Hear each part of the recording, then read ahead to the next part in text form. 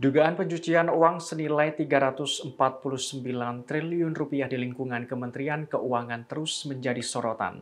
Terkini Ketua Komite TPPU sekaligus Menteri Koordinator Bidang Politik, Hukum, dan Keamanan atau Menko Polhukam Mahfud MD dan Menteri Keuangan Sri Mulyani kompak tidak ada perbedaan data. Bahkan, satuan tugas atau satgas akan dibentuk.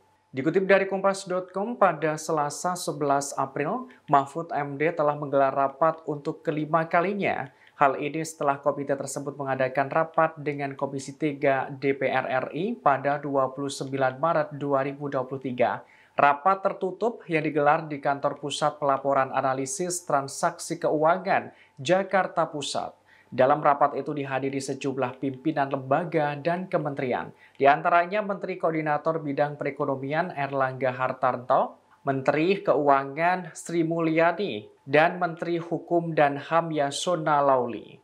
Selain itu ada juga Kepala Badan Reserse Kriminal atau Kabareskrim Mabes Polri Komjen Agus Andrianto dan Kepala PPATK Ivan Yustiavandana.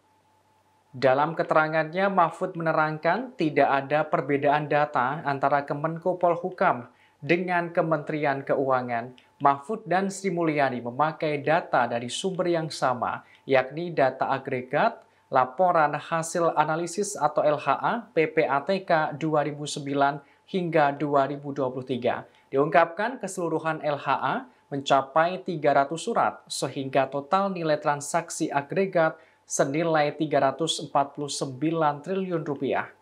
Jumlah itu berbeda dari sebelumnya antara data Mahfud dan Sri Mulyani dalam RDP dengan Komisi 3 DPR pada 29 Maret lalu.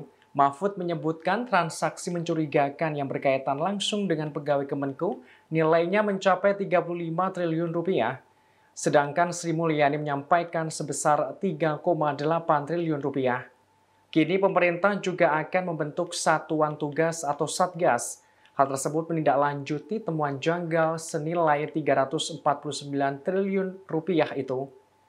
Menko Polhukam menerangkan satgas itu terdiri dari sejumlah lembaga seperti PPATK, Direktorat Jenderal Pajak, Direktorat Jenderal Bea Cukai, Bareskrim Polri, Tindak Pidana Khusus Kejaksaan Agung, Bidang Pengawasan Otoritas Jasa Keuangan, Badan Intelijen Negara, dan Kemenko Polhukam. Satgas itu akan menindaklanjuti laporan hasil analisis atau LHA atau laporan hasil pemeriksaan atau LHP. Cara kerjanya menggunakan mekanisme case building atau membangun konstruksi kasus dari awal. Terima kasih sudah nonton. Jangan lupa like, subscribe, dan share ya.